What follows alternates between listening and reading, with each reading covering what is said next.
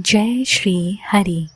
नमस्कार लिसनर्स, स्वागत है आपका हमारे चैनल एंशिएंट डिवाइन विजडम पर, जहां हम लेकर आते हैं धर्म, आध्यात्म और पुराणों की गुण व अद्भुत कथाएं। आज हम आपके लिए लेकर आए हैं एक ऐसी कथा जो पितृपक्ष और महाभारत दोनों से जुड़ी है।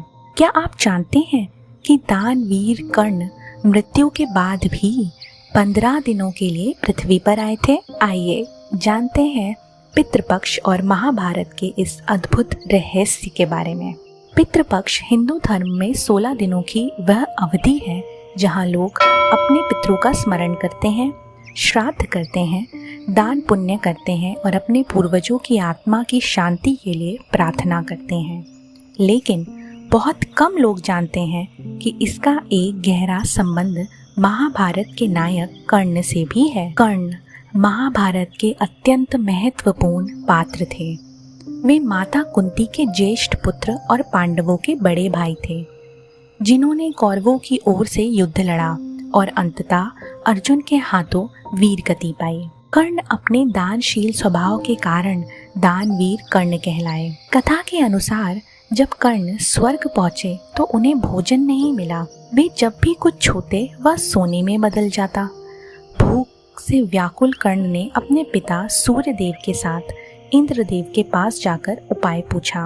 इंद्रदेव ने उन्हें बताया कि कर्ण ने जीवन भर सोना दान किया, परंतु श्राद्ध में कभी अन्न जल का दान नहीं किया। यही कारण था कि उनके पितरों ने उन्हें श्राप दिया। कर्ण को ये भी ज्ञात नहीं था कि उनके असली पूर्वज कौन हैं, इसीलिए वे कभी उनके नाम से श्राद्ध नहीं कर पाए। इस भूल को सुधारने के लिए कर्ण को मृत्यु के बाद 14 से 15 दिनों के लिए पृथ्वी पर आने की अनुमति मिली। उन्होंने इस अवधि में अपने पितरों की स्मृति में अन्न जल दान किया, गरीबों और भूखों को भोजन कराया। यही अवधि पितृपक्ष के नाम से प्रसिद्ध हुई। कुछ कथाओं में ये भी कहा गया है कि कर्ण और सूर्यदेव इंद्र के बजाय यमराज से मिलने गए थे। कहा जाता है कि महाभारत युद्ध के बाद जब हजारों योद्धाओं का बलिदान हुआ तो धर्मराज युधिष्ठिर ने उनकी आत्मा की शांति के लिए गया जी बोध गया जाकर पिंडदान और श्राद्ध किया। इसी कारण गया जी आज भी पितृपक्ष में पिंडदान का सबसे बड़ा तीर्थ माना गया है। एक अन्य कथा के अनुसार भीष्म पितामह ने युधिष्ठिर को पितृपक्ष और श्राद्ध का महत्व समझाया था। उन्होंने महर्षि निमि की कथा सुनाई, जिन्होंने अपने पुत्र की अकाल मृत्यु के बाद पूर्वजों की आराधना की और पितृपक्ष का महत्व बताया। इसी ज्ञान को युधिष्ठिर ने युद्ध के बाद अपनाया और अपने कुल की आत्माओं की शांति के लिए तप किया।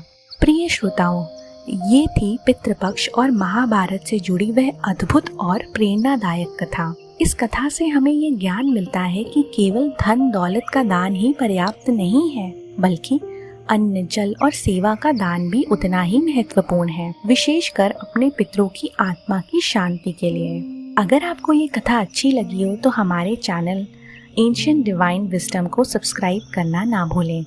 वीडियो को लाइक ज़रूर करें और शेयर करें ताकि अधिक से अधिक लोग इस पावन कथा से प्रेरणा ले सकें। अब हम आपसे मिलेंगे एक नई कथा के साथ एक नए वीडियो में। तब तक श्री हरि की कृपा आप सभी पर बनी रहे। धन्यवाद। जय श्री हरि।